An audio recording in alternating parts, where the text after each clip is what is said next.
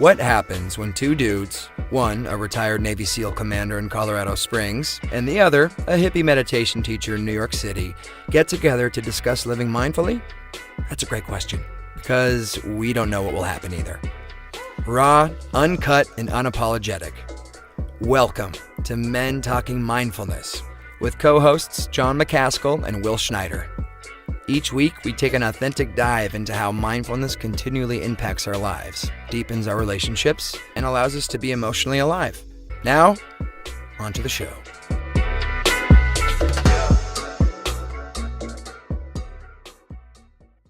Hello, my name is Dr. Theresa Larson, and I am the Men Talking Mindfulness guest today. I'm really excited. And I have a quote to read you. "Having children is my greatest achievement.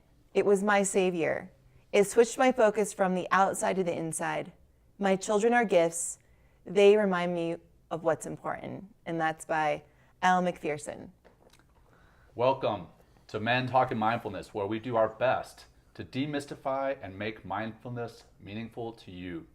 I'm John McCaskill, and normally I say I'm John McCaskill here in Colorado Springs with my co-host in New York City, but he is sitting right across the table from me today, Will Schneider. Will Schneider is here with me in Colorado Springs, as is Dr. Theresa Larson. This is a very special episode of MTM. Today we'll be discussing motherhood and mindfulness. And now I know what you might be thinking. This is Men Talking Mindfulness. Why are you discussing motherhood? Well, just because we are men doesn't mean the topics we cover are exclusively for males, and nor are they exclusively male focused. That said, men need to understand this topic too, as husbands, as fathers, as sons. So if you're listening to this and wondering who our guest is, Dr. Theresa Larson, a previous guest on the show and a dear friend of both Will and myself, I'll get into a brief intro here shortly. But before we do that, I'll kick it over to Will for any show announcements. It's great to be in a studio, an actual studio with the two of you. I know this is like it's been I feel a long time in the making. It has to get to this. Here's some announcements for everybody. And just a reminder, our podcast is not just a place to learn and understand mindfulness. It's also a place that you can practice. Since December, John and I have added over a dozen various types of meditations to our podcast platform and our YouTube that you can listen or watch. And these meditations vary in length. So if you need a quick fix, you can try something like the 7-minute reset, refresh, express meditation, or take a deeper dive into something 20 minutes like John's peace and relaxation meditation. I really enjoy that one. I think I said that 3 times now. Yeah. I do enjoy it, and I keep practicing it. I do. It's great. And also, if you're out there and you are a company leader or work for a company, you want to bring mindfulness and these practices to your workplace, we have a program that can help you change your culture, bring more mindfulness to you and your employees. So please hit us up. You can hit up John or myself, Will at mentalkingmindfulness.com or John at mentalkingmindfulness.com. You want to learn some more, hit mentalkingmindfulness.com on the web. John, let's intro our wonderful guest today. She's sitting right here. Normally we wait to bring her up, but she's right here. So awesome. So as mentioned before, we're joined in person by Dr. Theresa Larson. Dr. Larson is a Marine veteran, former professional softball player turned doctor of physical therapy. But today we're not bringing the doctor on. Today we're here to talk with Theresa. Today, Theresa is going to share with us her experience of motherhood. She is the mother of 2 wonderful young boys who are actually at my house right now. And she is constantly working to bring mindfulness into her home. That's what we're here to talk about today. Motherhood and mindfulness, how important they both are and how they actually complement one another. So as we always do on the show, if you've never watched it, if you've never listened to it, we kick it off with an opening grounding practice. Will, let's do the honors, man. Okay. All right, everybody. Hi. We're gonna meditate. We're gonna meditate and breathe a little bit. This is just a whole new way of doing the show. So, thanks for being with us today. But let's take this time. Right. I can definitely use a little bit more grounding, a little bit more relaxation and peacefulness, and this is an opportunity for you to practice, to learn how easily it is to shift away from that hyperactivity in the mind and the emotional experience and kind of drop us down a little bit deeper and get her together so we can have a more mindful conversation and really listen and receive. Anyway, all that said, maybe ground your feet on the floor, or if you're driving or wherever you are, maybe cutting the grass, you can do this with your eyes open and keep mowing that lawn. But let's exhale the breath out the mouth nice and easy. Yeah, feel that, even that tickle or that sound out of the back of the throat, and take a big inhale. Really take that big inhale. More breath, more breath. Let's exhale out through the mouth. There we go, long breaths. And let's empty all the way out, and let's inhale for a count of 5, 4, 3, 2, 1. Exhale out long and slow. 5, 4. Feel that exhale dropping you into your seat or into your feet, and really feeling more of that peaceful, natural peaceful sensation in the exhalation. And more inhale. Big for 5. Good. 4. Keep going. Feel that tension of the inhalation. Exhale, let it go out. And then feel the relaxation of the exhalation. So nice. And more. In.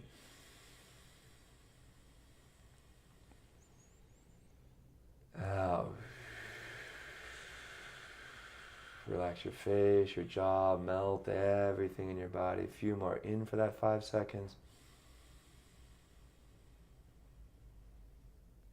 Out long and slow and intentionally for that. Yeah, go. Nice, Theresa. There you go. Couple more in.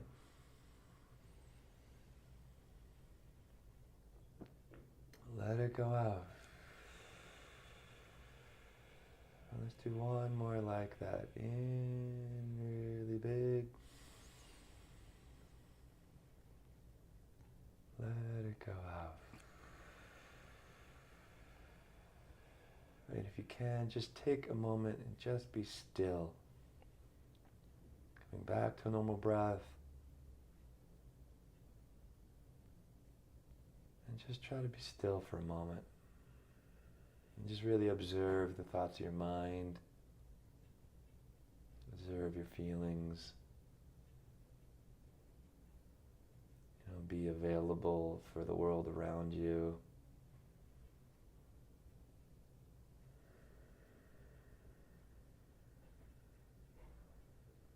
And just, but be really objectively aware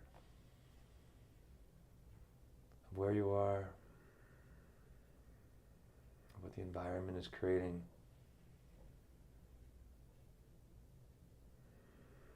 And just let yourself alone and just be.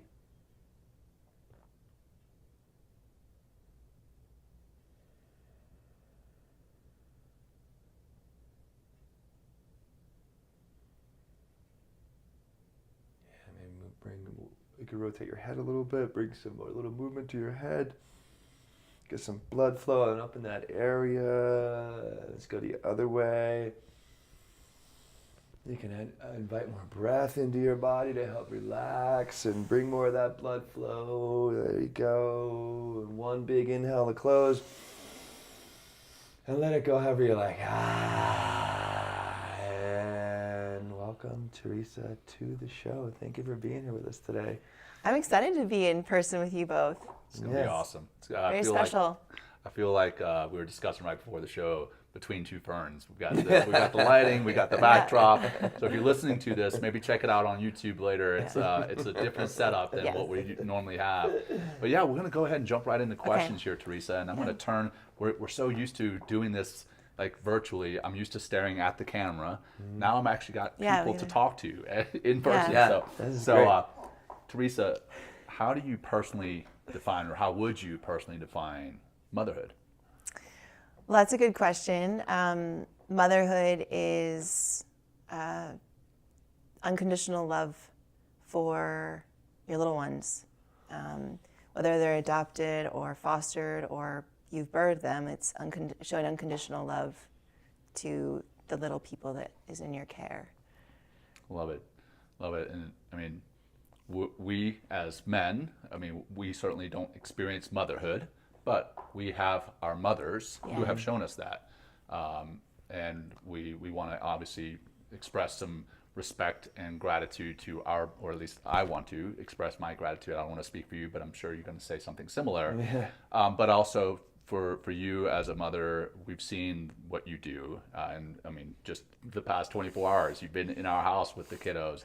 And then I also want to express some gratitude to my beautiful bride who does show that unconditional love for the kids. Even when they're frustrating as all get out, I know she loves them. And that was a perfect definition. I love it. I like the unconditional part. Yeah. You know, because I don't have children. I have a mother, but I feel that unconditional love when, with even my brothers or one, just like, oh my God, or my family, and it's just like, when I see them, I just kind of melt. I mean, there's just something that it's so much deeper than an intellectual idea of unconditional love. It just hits you in a place, emotionally and spiritually, that just so deep that my experience unconditionally, you only really want to help them and have, give the best for them, even in those moments that can be really, really challenging. Yeah, it's a roller coaster, but at the end of the day, you're always there for them, right? You're always right. And no matter what they do, you're their mom, you're their dad, and I brought them into the world, or I'm caring for them. My little boys, I brought them into the world, and it's a very primal feeling, actually. It's not just like someone you meet off the street or a good friend that you meet over time and there's a platonic love, right? It actually goes much deeper than that. It's like a physical feeling of a visceral feeling. It's almost in our DNA, which in is some hard ways. to describe, but that's the practice of mindfulness, to be honest, opens me up to being able to love more unconditionally, which actually can happen. It can get deeper for your children. Right. Yeah, I've had my wife. She said, and she didn't come up with this. She's quoting someone, but I don't remember who it was. So I'm just going to say my wife said it. Was that the mother's love for their child starts as soon as there's proof of life, right? As soon as they know they're pregnant. The father, it takes a little while. And it really doesn't, and I can tell you from experience, it really doesn't hit home until you're like, holy shit, there's a child right here, and now I'm responsible for that child for the rest of my life. Raising them, saving their lives, like my freaking son, and you've got 2 boys. Man, I applaud you. I've got 3, not 3 boys, but 3 kids, 2 little girls and a little boy, and saving my little boy from himself is like a full-time job. I don't know how you guys do it, but it is it's a different thing. And we did an episode on fatherhood, which is why we felt it was so important to come back and do another episode on motherhood, because they are very different. There's definitely unconditional love on both sides, but it's still very different. So it's very primal. Yeah, that's a great word for it. Into the DNA. Yeah. What was it like? You and your husband, okay, we're going to be parents. Like making that decision and then walking closer to that decision. Like, what was some of the, I'm just curious, the feelings that you might have had, or all of them, if you can share, if you want to share. Yeah. Oh man, all the feels. Well, I can't say that, everyone's journey is different for motherhood. So even like finding the right person to marry, like meeting Para, I was always kind of like, how do you know if you're going to meet the right person? Like, people are going to spend forever together? Like how? And then when you meet them, you're like, oh, okay, yeah, that works, And I think for us, for me in particular, my husband was ready to have children right away, but for me in particular, I wasn't quite ready, and I was going through grad school and whatnot. And but when I lost my father, 5-6 years ago, and I saw the unconditional love he had for me, and it was amazing. Like you can't describe it. Like the guy would drive in a snowstorm, 3,000 miles just to have a conversation with me if I needed it. And that was just a small thing. But like once he passed away, it was like, I need that. I need to be able to give that to someone. Or bring that forth. So in a way, having children was like helping fill that void of him not being there. It was like, I want to give that unconditional love that he showed me to these little beings. And so then we had the conversation and started trying, and it actually took us a couple years, which of course anyone who's tried and hasn't exactly like happen right away. It can be there can be a lot of anxiety. And so my practice, I've been practicing mindfulness and meditation for like 6 years, very much beginner at it, but like it helped me not give in to the anxiety as much because it was just a process I had to go through. So it did take a couple years. Finally, we were able to get pregnant. Had a miscarriage actually the first time, which was, women, couples really don't talk about that too much, but it's very hard to have that, and it's very common. But we did have a miscarriage. I was wondering because, I have friends that have miscarriages and stuff like that. Like, if you could maybe help our male audience understand more of what, goes on, because you just talked, John, about like, oh, well, I didn't realize I'm a father yet until the child's born. Yeah, right. Well, I can also speak to that. Becca had 2 miscarriages. Oh, wow. And she said the same thing, is that like there's a lot of hesitance to even share that. But in not sharing it, you make it out as though it's not as common as it is. Yeah. It's definitely still a powerful and hurtful loss. Yeah. But it's important to understand that it actually happens way more than we imagine. It does. And for me personally though, because it took a couple years to even get pregnant, even doing all the timing and everything, like the fact that I could get pregnant and not need all these extra things was artificial insemination or something. I actually was very thankful for that. Like even though it was sad, because there's this hope, like, oh my gosh, there's a new life. We're gonna bring this new life into the world. Sure. I knew that I could get pregnant, and so I did some research and found out, okay, like in a few months, my body should be ready again. And sure enough, 3 months later, I got pregnant again and had with Magnus. But I'll tell you what. That getting pregnant, I was like, oh yeah, we did it. This is so great. It's going to be downhill from here. And spoke like a triathlete. Let's go. I was like, absolutely not. It just, the roller coaster just got more intense from there. I think Will and I were talking about this yesterday, or at some point.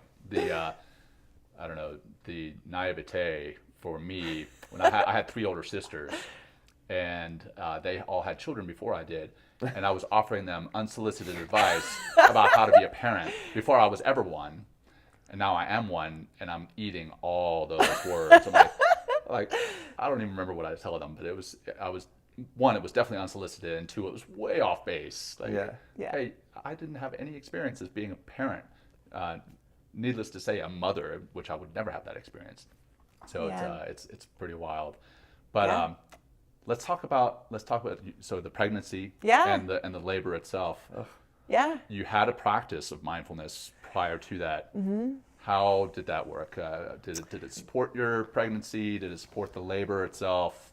Well, so the pregnancy, like I said, the roller coaster had just begun in a way, because I was like, yeah, we did it, downhill from here, and then like we're gonna crush these ultrasounds. Crush the ultrasound. It's a competition. Yeah, we're gonna take a picture of the baby. Anyway, again, every motherhood's experience is different, but and I'll be candid about this. Like, it was not easy. I mean, when you're pregnant, your body isn't your own. Like, that was very hard for me because for those maybe that know my story, I wrote a book called Warrior, and I actually talked about having an eating disorder, and that was a phase of my life, but that is an addiction that kind of is, I'm always in sobriety of that. But like not having control of my body was very hard, even though I knew I was producing this life. And so the mindfulness work helped me shut out that voice more, like just quiet it, because that voice was always there. Like your body feels out of control. Like your hormones are all over the place. You're moody, everything is growing, anyway. There's a lot involved with it. And so, everything it felt out of control, and that was very hard for me. However, I knew on the other side of this, there's a gift that I'm creating. But because I hadn't had children yet, I didn't know what this gift would give, like what it was going to be like. Right? So it was like this thing growing in me, and yes, it's a baby, I know, but I didn't have this attachment to it. Like even when I'd go to hypnobirthing classes, everyone's like, communicate with your baby and read to the baby. And I'm like, okay, how am I gonna, okay, I can do this. Like, there is a baby in me, and it feels weird to communicate to the baby. You know, like, I don't know, I just wasn't. And so, but the thing is, at my 20-week ultrasound, you know, and I was like, we're gonna crush this, the baby's gonna be great, anatomy is gonna be great. No, it wasn't.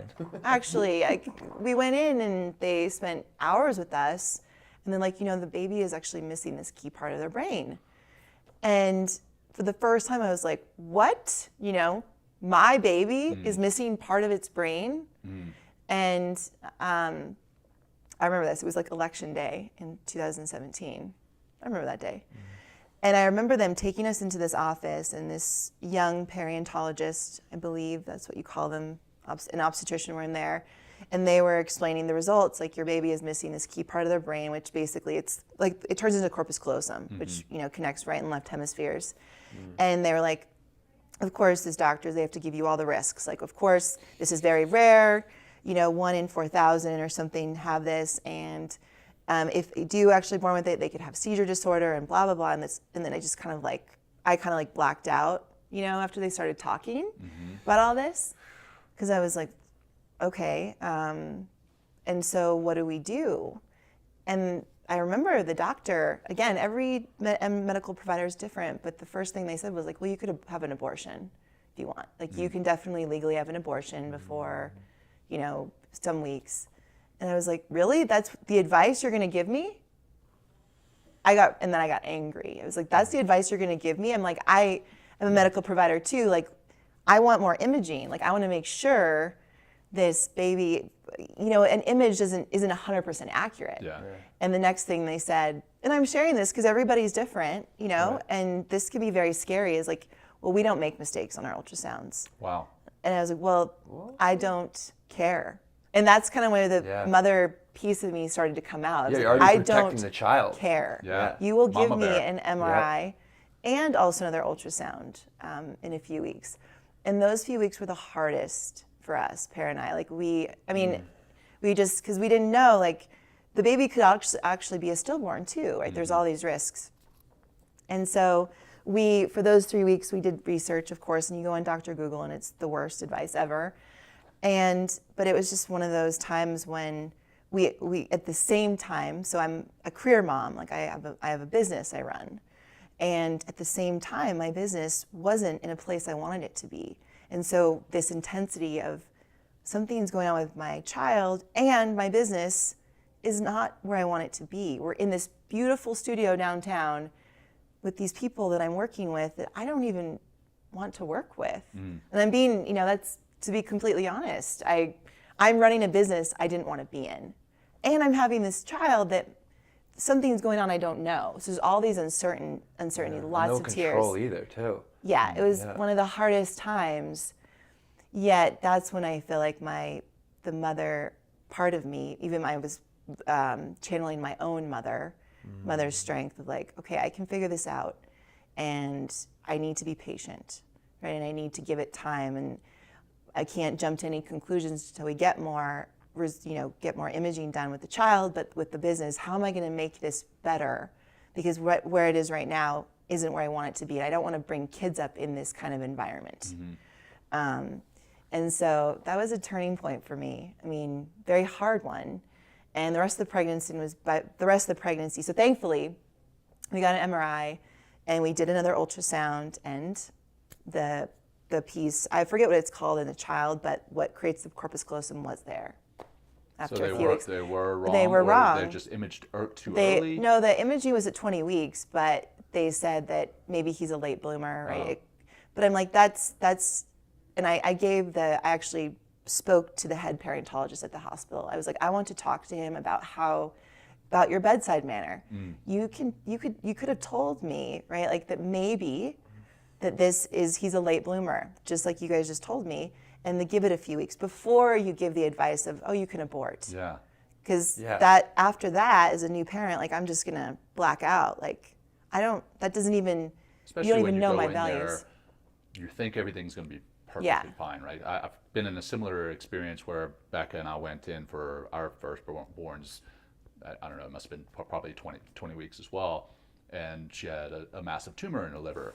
But we had gone in there saying, hey, look, she's, this is just a check in the box. It's just another check in the box. And then they're like, they go away for a while, and you're like, why did they go away? What's taking them so long? Yes, And then all these scenarios start running through your head. So bottom line is, where I'm going with this is like to go in with this feeling of, hey, like false security, I guess, and then be told, hey, your son or your child has something irregular, and here are your options, and they start with that, that option. I mean, that it could have been an option, but don't Not start the with first that. one. Don't start with that, because like you said, then you black out and you don't hear the rest of the conversation. Well, I remember chatting with the MD. I was like, you're talking to human beings here. I'm a human being. My husband's a human being, and my child's a human being. Yeah. So the way you presented this information was not helpful for us. Good for you. That's the mama bear coming out. Yeah. Okay. It was, but and he took the information in. I don't even remember his response. Yeah. I don't think he does a lot of, the head of the head perinatologist, I don't think he did a lot of work with actual patients. But either way, that experience kind of, woke me up to the fact of like what I'm in for as a mother. Like I'm protecting my child, and with that, I also need to be healthy myself. And so the pregnancy was very challenging from a body control perspective. The birthing was like 50 some hours. He ended up being 11 pounds, my first son, so Magnus, biggest in the hospital. He's a big kid already. Yeah, and he's So how tall are you? 6'1". And how tall is Pear? 6'3". Yeah. They're Amazons. So, but my brothers are both 6'8", and their kids were like 7-8 pounds. So the fact that that was also a competition for that with my brothers. I grew up in a male-dominated family, so we had lots. So let's talk about that. Yeah. So you mentioned the mother's strength. There, the strength that you had gotten from your mother. Yeah. Let's talk about your mom. Yeah. Okay. Well, my mom was. So she passed away when I was 10, but from my memories of her, just this extremely humble woman. I mean, she was a protector of my family. There were some things that, my first memories of her were her, I think I was sitting on the floor singing in an umbrella. I was rolling around in an umbrella on our wood floor, pretending I was like on an island and singing.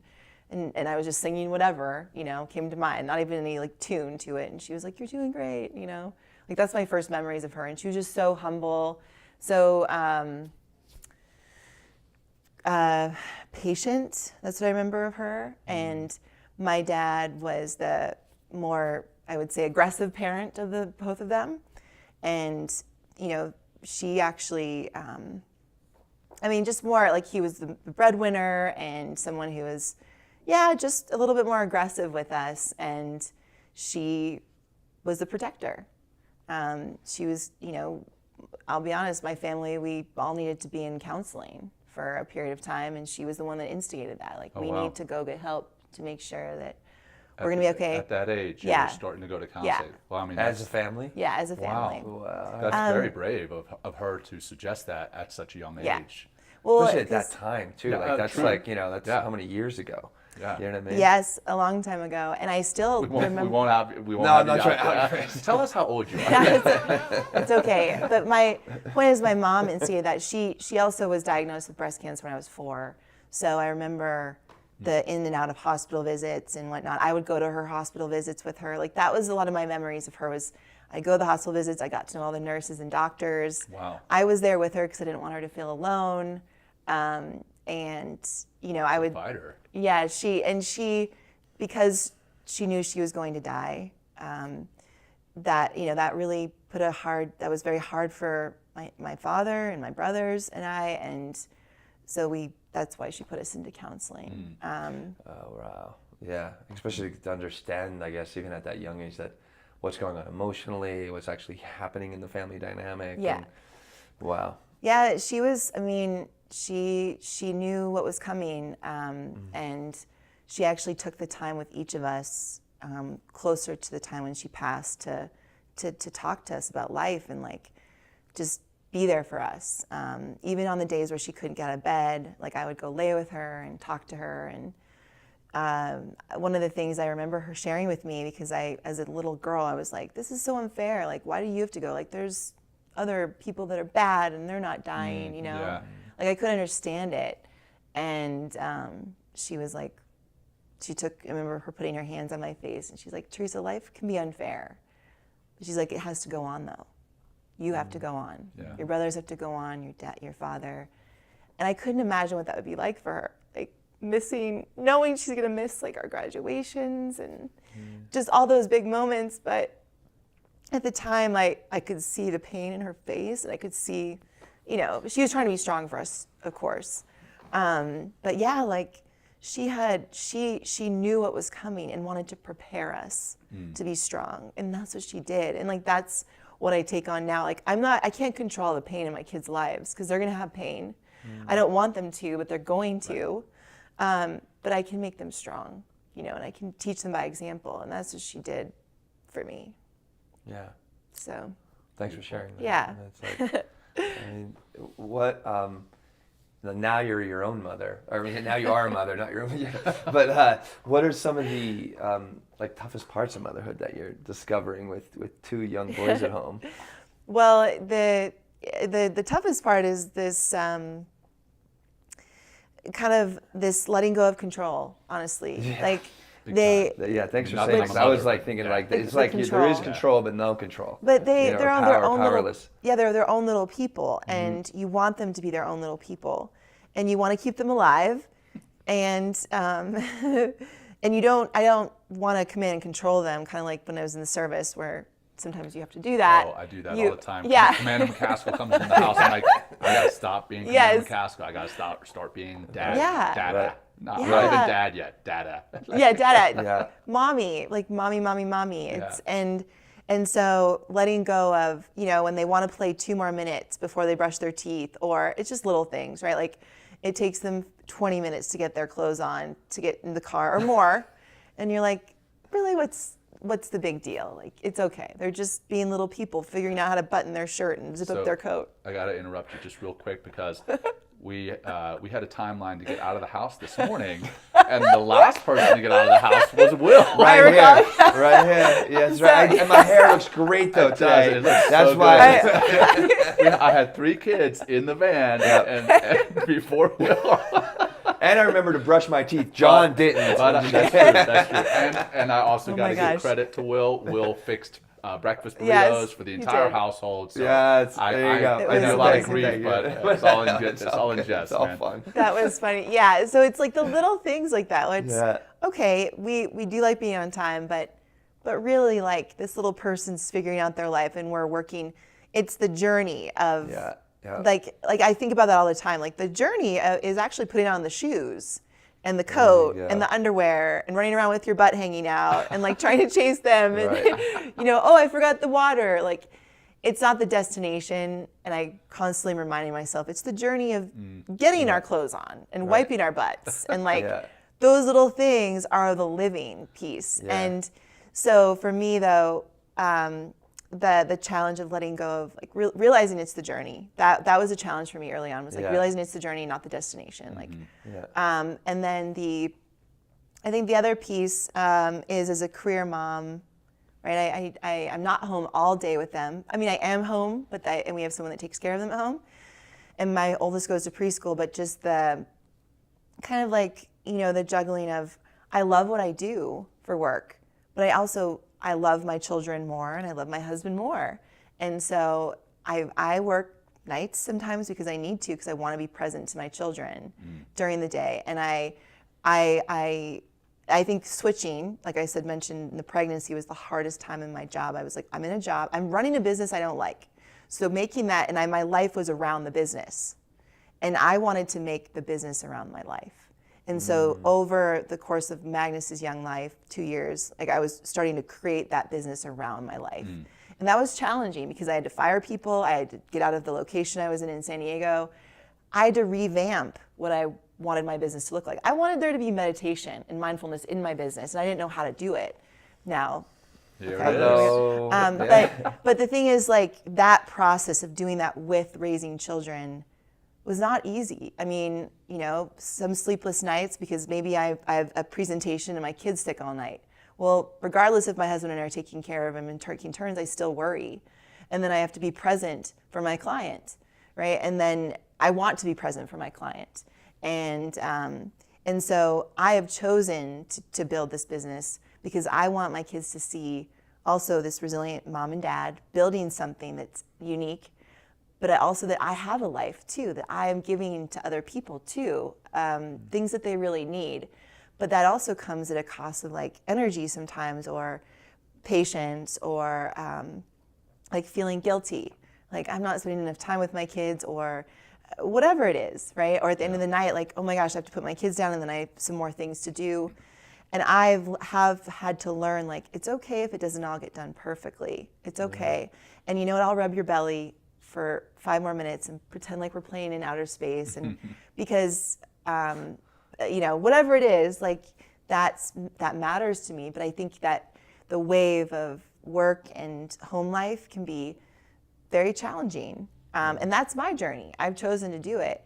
But definitely getting to a place where I have built a business around my life was not easy, because it came with, you know, having to let go and change and shift and make nothing for a while until, you know, we make something. Yeah. And being a type A personality, I mean, you were a Marine, you were a professional softball player, you did, what is it, Body for Life competition, and you were raised with brothers, so it's a competitive side of you, right? Or you are a competitive person, and then to get to where you were or where you are now, that's a massive leap going to building the business around your life instead of the other way around, because it's very easy as an entrepreneur to get wrapped up in growing your business, constantly on the grind, but that's not what this episode is about. It's about mindfulness. So let's talk about so your first pregnancy we've talked about. So now you've got 2 boys. How was your second pregnancy, now that you've had an experience and you've got a little bit more mindfulness in your life? How was that? Yeah. So the second pregnancy was, since I knew what it was like the first time, was definitely easier. Still a roller coaster of all the changes in the body and mind and whatnot. But it definitely was easier and a little more fun because I knew what to expect, which was helpful for me, someone who likes control, a recovering control freak in a way. But so yeah, Axel, he was 9.5 pounds when he was born, and it was a very fast pregnancy. I mean, in terms of like the labor and delivery, it was like 6 hours or 8 hours or something like that. But I actually, because I had a C-section with my first one, I decided to do a VBAC, which is the vaginal birth after C-section. And that's more of a risky birth.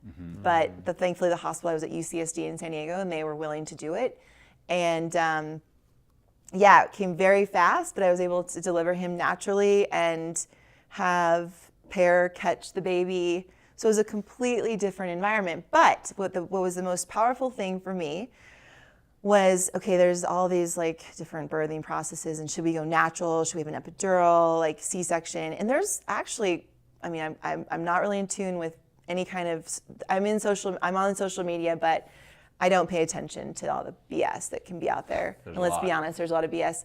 And apparently there's people that shame people for having C-sections, right? Wow.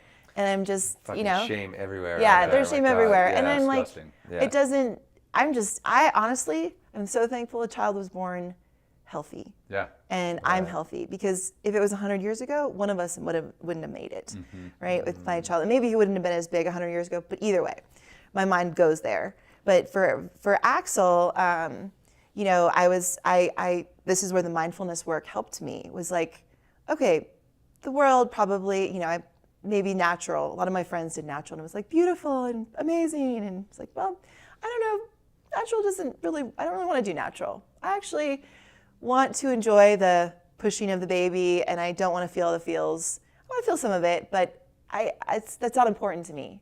What's important to me is that I'm healthy, the baby's healthy, and that I have a peaceful delivery under low lights. Like, that's what I wanted. And I don't care if anyone doesn't think otherwise out there.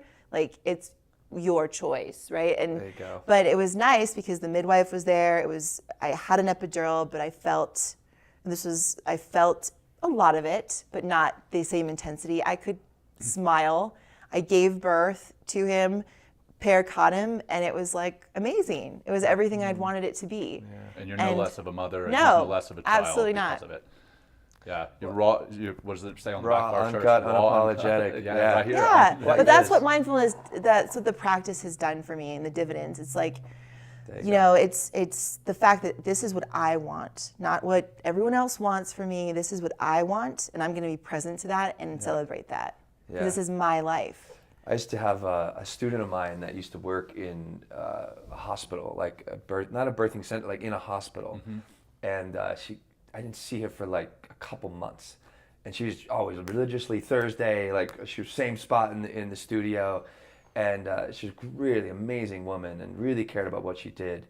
And I was like, where have you been? Like, what's been going on? She's like, they just upped the quota for birthing that we need to do every month. Oh yeah. So they like are trying. It's like a baby factory. So like what I enjoy. Why I'm saying this is like what I enjoy you saying. It's like it's your choice. Yeah. You know, where I feel, you know, if you're gonna have a child or you're gonna go to a hospital, you know, there's a lot of pressure that comes in to just get you out. Yeah. You know, so they can just bring somebody else in That's for why the C-sec- dividends, for the some money. C-sections, that's Yeah, why- right, and they'll so, force it like- on you. Like Becca, our first two kids, it was in a military hospital where there's no extra pay for getting the kids for getting the kids pulled out. Right. So, you know, we didn't have C-sections there. And then our third one was in a birthing center where there's no extra rush there either. Yeah. Not knocking hospitals or the labor and Right, delivery right. departments, but the fact that there is hey, we've got this quota. Right. Yes. That's pretty. Well, that's real. pretty I mean, harsh. they doubled the quota at this hospital in Double. New York. Doubled it. Yeah. I mean, obviously not thinking. I know it's a different kind of side conversation, Yeah. but not thinking of the mother and the child yeah. and your health and Right. Yeah. and the importance of a natural birth and whatever else. But just I thought it was just very upsetting. So I'm glad you brought up like you're in control, and I know you've had a doula, John, as well, and I think they're a great liaison between Fantastic. right, Yeah. like creating like what are your rights in the hospital and that kind of thing, or Well, so- yeah, I mean, we could have a whole nother show on just Yeah. labor and delivery, but Yeah. so we had a midwife doing that. The doula is really more there for my wife. Okay, got it. And in all honesty, for me, Yeah. like Yeah. she's like, hey, John, and we talked about this yesterday. Yeah. My wife with first delivery was it was a long one, and I didn't have all the adrenaline and everything else that you have running through you as you're giving birth, so I got tired and I started It was falling. 36 hours I or started, something, yeah, right? I It started was a long falling asleep time. as I'm holding my wife's hand in the middle of a contraction. Oh my God. She hasn't let me live that one down. Yeah. Well, we But It's a talked nice about I came joke. back, It's I a came nice back and she was telling me how she was catching little mini naps in between. Yeah. So yeah, I learned something new last night because of you guys being There at you the house. go. Yeah. But yeah, okay, I digress. So what about mindfulness and how has that helped you as a mother? I mean, motherhood is tough. It requires patience. It requires compassion. It requires Letting go of sometimes control, letting go. being Yes, on the journey. exactly. How has mindfulness truly helped you as a mother since Yeah. now we're past the labor and delivery. Now Yeah. you've got two little ones. Yeah. How has mindfulness helped with that? Well, I mean, mindfulness has helped shape the way I raise them as well as how I do my work. But with them, like when you're more aware in your life, it can expose things that, strengths and weaknesses you have. And with children, they're going to pull those out of you anyway. Oh yeah. But the mindfulness allows you to be aware of taking that pause, like the power of the pause of before you react, you respond. Before you do anything, especially if you're angry or something upsets you, Yeah, it's like that practice allows you to take a check yourself Yeah. before you wreck yourself Yeah, or yeah, someone else. there you go. Yeah. But like that's what it's done for me is it's made me look at, okay, how do I want to be as a parent versus just a reactionary parent, which is everywhere, right? No, you can't stop. Like how do I actually want to be? And if however I want to be as a parent, this is I need to be that myself because I'm the best example. So my response to things, they'll mimic it. So I'm the best. I've learned that I am the best. My husband and I are the best teachers for them. And so, things that bother me. When I feel sad, for example, I don't want them to hide their sadness. I want them to identify it. And Axel's too young yet, but Magnus is in an age where he can start to identify. Sure. But I don't hide being sad in front of them. I'm like, guys, I'm just a little sad. I need a moment. Or I'm a little frustrated. That's very important. Yeah, and that's to develop that emotional intelligence. Yes. And even for me, so I think because I'm a parent, it's actually helped me develop more emotionally, be more emotionally intelligent, because I got to get my shit together so I can be a better parent. And there's no perfect parent, but to be the best parent I want to be, which is present and loving and make them strong little people, I need to be that way. And so that's what it's done for me. Is it's helped me build, like, what do I want my life to be like? Like, you have to slow down, right, to practice mindfulness, and you have to pay attention. And that is, like I said, it's helped me shift my business to what it is now. But also, more importantly, like the way I'm with my husband, it's, brought up little triggers of like, we need to work through this because this is really impacting the way we are together. And even with my kids, why do I react to this Magnus like that? Like, it's made me think, like, that has more to do with me than him. Yeah. And one of the best things that I've learned, and you guys have taught me this, is like, you are okay just the way you are, right? Yeah. You want to be, like, you guys want to be in my presence, and the people I've chosen to be around like my husband wants to be in my presence. When you're around mindful people, that's the way you feel. And I was realizing, like, wow, there's a lot of people that don't let me feel that way, or I don't feel that way with them. And with my kids, so it was kind of it's helped me weed out kind of the people that aren't so healthy for me and bring in really good people. But also with my kids, realizing even if I'm very angry and they've done something that could kill them, right? Or, it's like one of those moments you're just like, okay, we just need to put you in a closed box for about an hour so you don't do anything else. But it's forced me, where I think I was going somewhere with this. This is mom brain, maybe. Maybe I'm having mom brain right now. Where I'm like, I'm sure there's this emotional. So they're getting to a point where they're almost going to kill themselves, and you're like, okay, well, we need to put you in a box to protect you. No. Yeah, that mom brain. It's okay. Well, I had something very profound there. It was like, I want to be around you. Right? I even heard you say this last night. Like, I acknowledge you. And I want you to be, I love you. Even if right now I'm a little angry at you for this, I love you. I want to be around you. I want you to be in my life. Yeah. And so it's actually shaped the way I even set up my house, because we have a basement, and our house is fairly small right now, but we have a basement, which is huge. But I don't want to send the kids down there to play. Like, I want them to be around me. I want them to feel like I want them to know I want to be around them. Yeah. Even if they're in trouble. Like that. Yeah.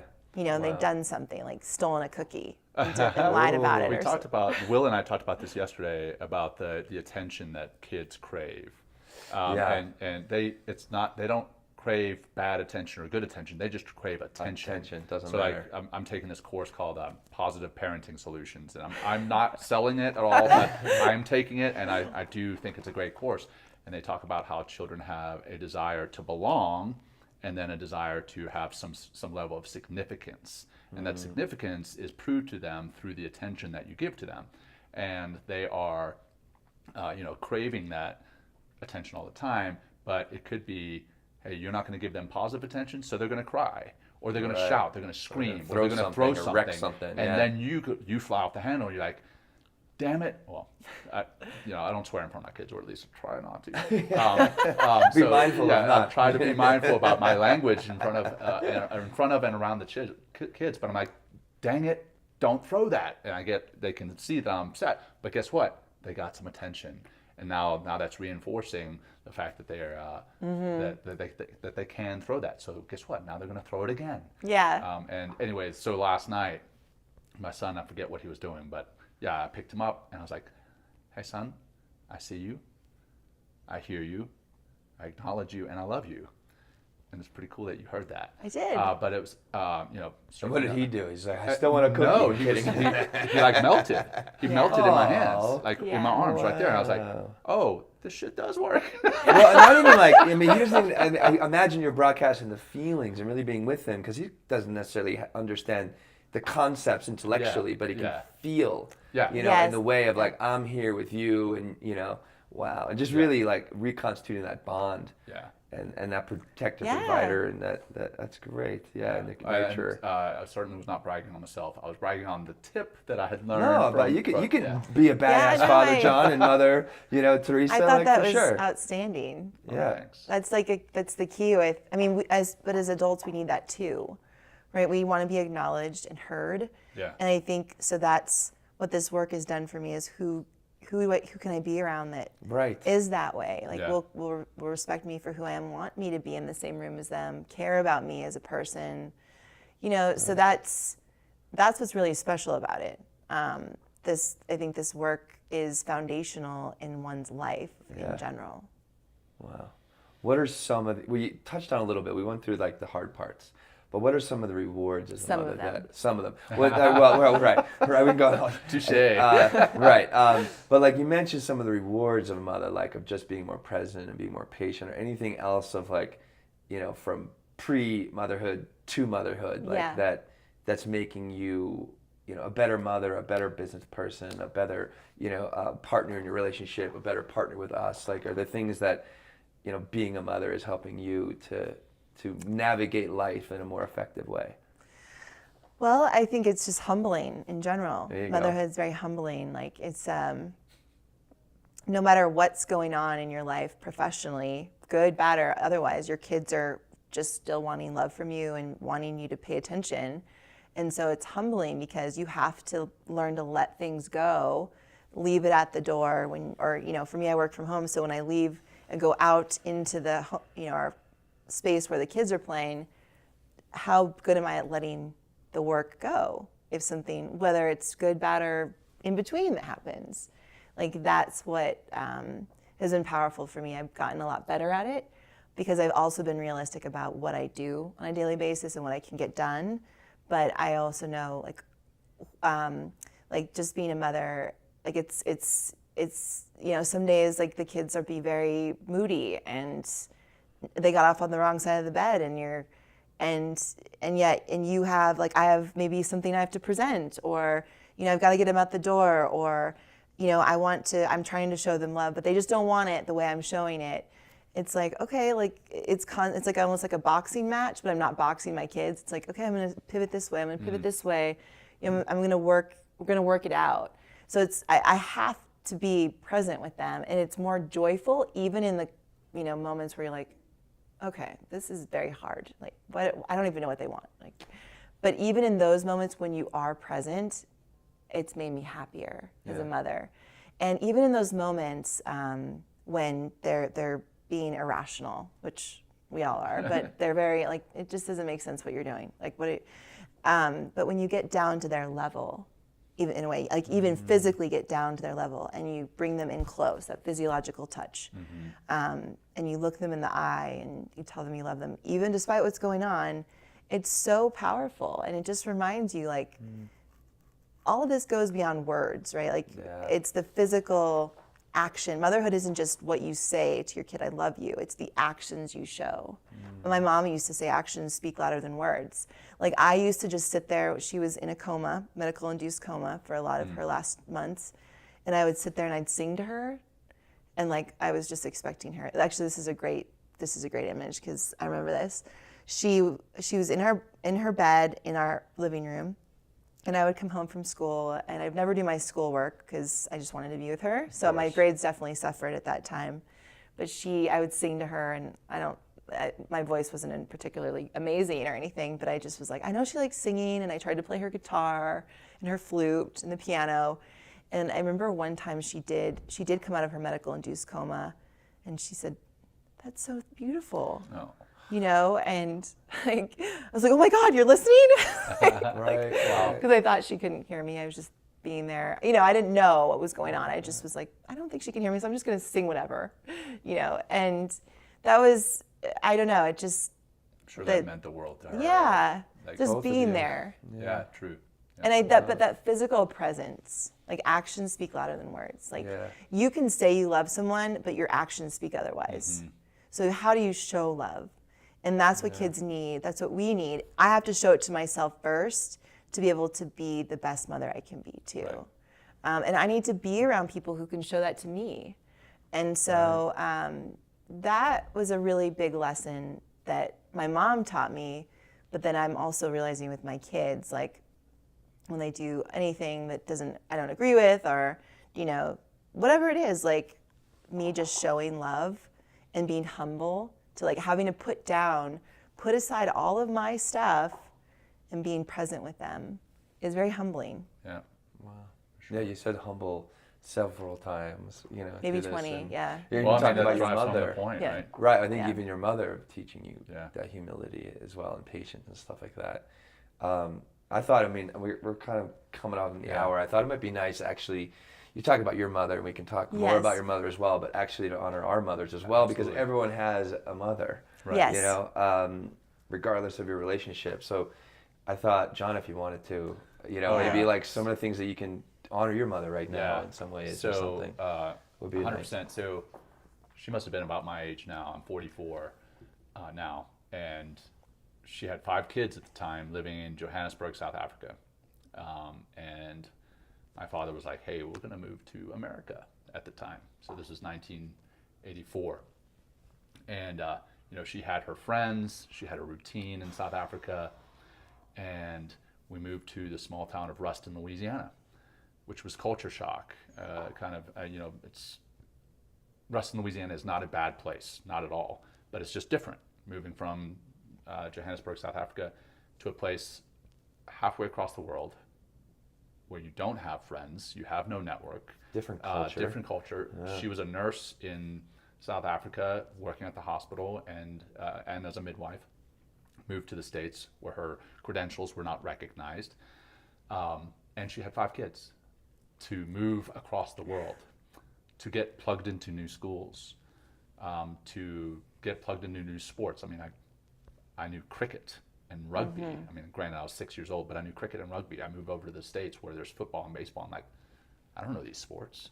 And you know, that's a trivial example because I had 3 older sisters who were going through way more than I was. But yeah, I've got to applaud my mother for her bravery at that point, and then sticking with it. I mean, they still live in Ruston, Louisiana, and they've got a great network set up now, and you know they've got a great life. And my 3 older sisters still live there with them. And her taking that incredible leap of faith that things would work out, and that bravery that she taught me.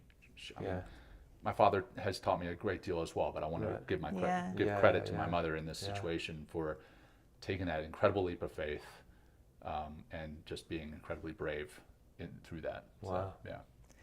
Yeah, I could only imagine, like 5 children moving across the world. Yeah. Totally. Place. That's exactly right. I can only imagine. Yeah. Right? I can't even imagine. Like right now, I've got 3 kids, and if someone was to come to me and be like, "Hey, guess what? You're going to move across the world to a completely different culture." Yeah. And granted, we still speak English, but hey, Yeah. you're going to move across the world. I'll be like, no, that's not going to happen. Yeah. Yeah. Moving across the country was hard enough. Right. Across the world, no. I don't know how she did it. Do you feel that bravery has, you know, led you to be more brave in some ways? Yeah, you know what I mean? 100%. Yeah, 100%. Right.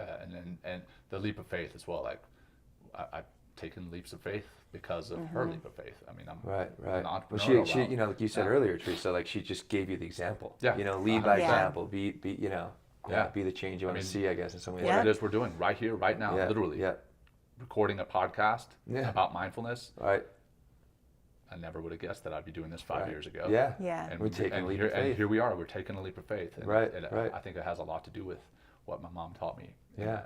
So. And the bravery that it takes, and then 100%. it's like, and then that's attractive. You know what I mean? That's we want to be bold and brave. Yeah. Oh, yeah. Well, and also thinking about the things she was maybe thinking about too during that time, like the actions are one thing, but like I'm sure the feelings of, oh my gosh, my kids, like this new culture, I want them to, you know, accommodate and how do I make them feel supported? And I mean, I didn't realize, I just moved, a couple states over, but it affected my oldest son and friends, and I didn't realize how much it would affect him. Sure. But he was grieving his friends, and so I can imagine with 5 children, moving to a completely different culture, the things that she was thinking about, wanting to protect you guys and make you feel, included. 100%.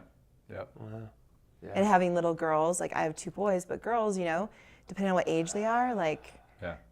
They give you a lot of shit. Sure. I mentioned my 3 older sisters, but I got a younger brother, also very young at the age. So 5 of us. It's just like, what the? Yeah. I don't know how they did it. I don't know how my parents did it. But they did it. Yeah. They did. So credit to both of them. But yes, this specific episode is about motherhood. So I'm going to give a shout out to Mom. Exactly. Thanks, Mom. Hey, thanks, Mom. What about you, brother? My mom and I are very close. Like she's, she always, and thanks, Mom. Hi, maybe you're listening. Love you very much. She always gives me the space to talk. You know what I mean? I just have such a. I'm probably gonna cry. We just have such a. I really appreciate that about my mom a lot. Like she's taught me how. I remember, my God, I must have been like 13, 12, 14 years old or something like that, and we didn't even have necessarily a lot growing up sometimes, but like she went out and like helped this family from Puerto Rico like move to our town, and she just like got involved and just started, like helping them get food and stuff like that. And I was like a part of this, and I really, I try to be very generous and give of my time and other resources if I can, and I really appreciate like her teaching me that. It took me a while to get kind of tidy and organized, but our house has always been like tidy and organized, and I really appreciate that she's helped me to finally realize the importance of that. Like, here's a little funny story. So when I finally moved to New York, and like I'm just, this is in 2003. I'm kind of all over the place, and I remember like she came to visit me in New York with my dad, and my parents are both still with me, thankfully, and they come to visit me in my apartment in New York, and it is just like, I was like, what, 30 at the time? And it was just like a fucking shithole. I mean, it was just like, it was a nice apartment, but it was a pigsty, as long as some other dude, and we're just always like kind of rushing in an apartment. She comes in and just starts crying. She's like, I can't believe my son lives like this. Oh my God. I enjoyed those moments. She dropped me off at college. I remember my mom. Oh yeah. And I was like, and I just couldn't wait to get out of the house. I'm like, oh my God, like literally moments from being away and being free and being on my own. And I look at my parents after they unpacked me, went on to orientation and stuff like that. And I'm like, you guys can go. I'm just like saying to my mom's like, oh, and just crying again. She's been, she's just been such an incredible source of kindness, and really teaching me just to be a better man and be a better person. And, like I said, I really love that relationship we have. I mean, you can't really replace that with anybody. And I love you, Mom. I really do. I mean, she knows this, but like, and just to be able to express that to other people, I think that it's different than a fatherly love. It's very different, and she's always created that kind and nurturing space for me. And we don't always agree on everything. I mean, of course not, but at least I get to see a different opinion at times too, from an honest opinion. You don't really get that raw honesty from a lot of people in your life just because it's Mom. Yeah. Yeah. No, they're a big deal, Mom and Dad. I like to give a shout out to my dad, who was a mom dad. Yeah. He kind of played both roles. Yeah. Just thinking of that, like dropping off at college. He did that with me. I had like a sea bag of stuff. Yeah. Like this is I remember my dad dropping me off at college with my like sea bag of clothes, and my roommate had like a U-Haul of purple. For those who aren't military. Yeah, what the hell is sea bag? bag? A sea bag is a large bag. It's large a green bag. It's like a military bag. Yeah. I thought it was like a G-bag, like a douchebag. I'm like, what are you talking about? Like, what? The sea bag is like this big green duffel bag that they issue you in the military. Oh, yeah, I've seen you've those. seen them. I've seen them. I think my dad had one. I think. Yeah, they're great. I mean, they're very durable. My dad, like, he learned every step of the way of, like, especially having a daughter, like, okay, I don't know what to do with this. Can I call this person to help me with this? I can't imagine. My kids are young, and there's many things that are coming that I'm like, I'm going to have to turn it back and be like, babe, Yes. Well, he had to. I remember. I mean, so my roommate pulled in with her U-Haul of purple gear. Like she had a purple U-Haul, not a purple U-Haul, but purple things everywhere. And I remembered going to my dad, like, Dad, I don't have anything for my room. Like, I just brought my clothes. Like, this girl has a Nickelodeon alarm clock. And so then we went to Kmart, that was still alive. That was a thing. And Kmart, and we went I didn't know what I needed, but him and I were studying, what do we need for a college dorm room? And then even when I was younger, if something popped up, he'd be like, okay, well, here's some women you can call. So I literally had these couple lady friends that my dad, my mom's lady friends who would be on call with me if I needed help with something. It was, my dad set that up. Yeah. And so I have Good to commend parenting. him Yeah. because he was that role for me. I could talk to him about most things. Right. Yeah. It's not boys. I'm kidding. No, I couldn't. Yeah. No, talking about guys is not Off limits. Yeah. That's going to be off limits for my girls, too. Yeah. No boys until they're 40. Oh my gosh. Oh yeah. That's another story. That's another podcast episode. I kid. You'll learn, John, I guess. Yeah. Well, I appreciate your mothers that they've. Thank you. Yeah. I think she did a good job. They did a good Still job. learning. Your mom, your mom, Yeah, and your mom, dad. Yeah. So yeah, they did a good job. Thanks. Yeah. Well, T, how can people find you if they wanted to ask you more questions or find out more about you? What's the best way for them to get a hold of you? Well, they can go to our website, movement-rx.com, and get a hold of me there. I do actually get all the information emails. LinkedIn is a great place. I think one of the best places is just Dr. Theresa Larson, DPT. On LinkedIn. On LinkedIn, yeah. Mm-hmm. And if you want to read about my come to wellness story, and I even read about the loss of my mother and some of the changes in my life, Warrior is my book. Right on. That's a good one to read. So. Yeah. That one's great. Yeah. Yeah. Yeah. Well, it's been an honor having you here, and we do work with Theresa in Movement RX. Movement-rx.com is their website, but Movement RX is their website or is their business. And Men Talking Mindfulness has partnered with them to do the M2 experience. So if you ever want to see that, movement-rx.com/MTM. Check that out. Yeah. All right, so let's wrap this thing up in a bow and call it done.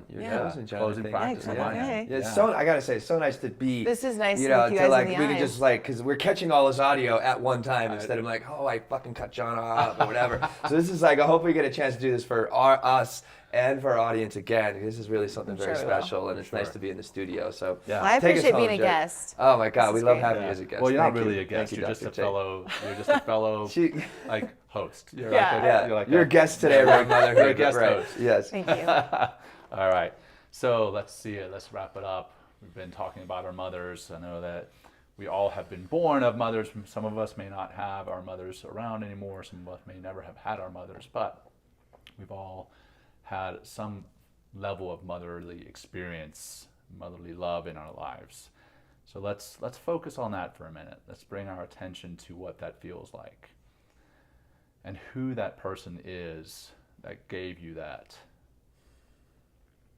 and the sacrifices that person made in their lives to give that to you, to give that and so much more to you. And think about the person you are today because of that love, that support, and those sacrifices. Let's just focus on that for 30 seconds in complete silence.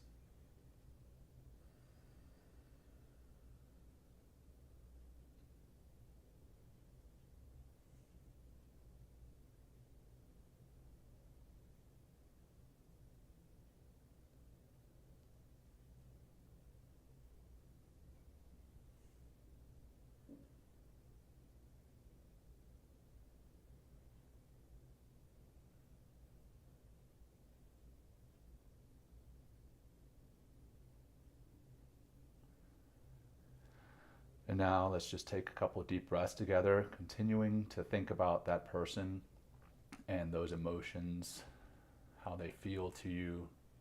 Be with those emotions. Don't feel that you need to push them away, whether they're good or bad, and happy or sad. Let's take a deep breath together, breathing in through your nose if you're able, Hold at the top and let that go. Nice and slow. Relaxed. Hold at the bottom. One more together. Deep breath in. Hold. And relax, letting it go. Nice and slow. Nice and relaxed. And now, on your own time, start to move. Bring some movement back into your body. There is benefit in movement and mindfulness together. Again, what we teach. And Theresa, this has been phenomenal. Thank you so much for sharing everything. So thank you for being so open and honest and vulnerable with us. This has been a fantastic episode. Yeah. Well, you guys are like brothers to me, so. Oh, thank you. Back at Chosen you. brothers. Your I've got amazing family's blood the- brothers, but you guys are also. Right on. New brothers. Well, you're not like a brother to me. You're like a sister. You're like a brother to me. And a sister. That's good. Well, Awesome. hey, Will, over to you, man. What do I got? No, I mean, just wrap it up. Wrap it up. All right, in we're a going to bow, wrap it up. Hey, if you love the episode, you want to help us to grow, please take a screenshot or share this with the community, because we're here to teach you to mindfulness, to teach you many different aspects of mindfulness. So thank you again for being part of the show, listening to the show, share it with the community. I thank you, Theresa, John, thank you. It's great to be here in Colorado and really making this even manifest even more mindfulness and Men Talking Mindfulness. So thanks everyone listening out there, and maybe take a breath once in a while when you're needed. There you go. Until next time. Peace, everybody. Thank you. Thanks for joining Will and John on Men Talking Mindfulness. If you enjoyed the show, please like and share it with your friends and family, and please, we would appreciate a review too. Until next time, this has been Men Talking Mindfulness. Thanks for showing up.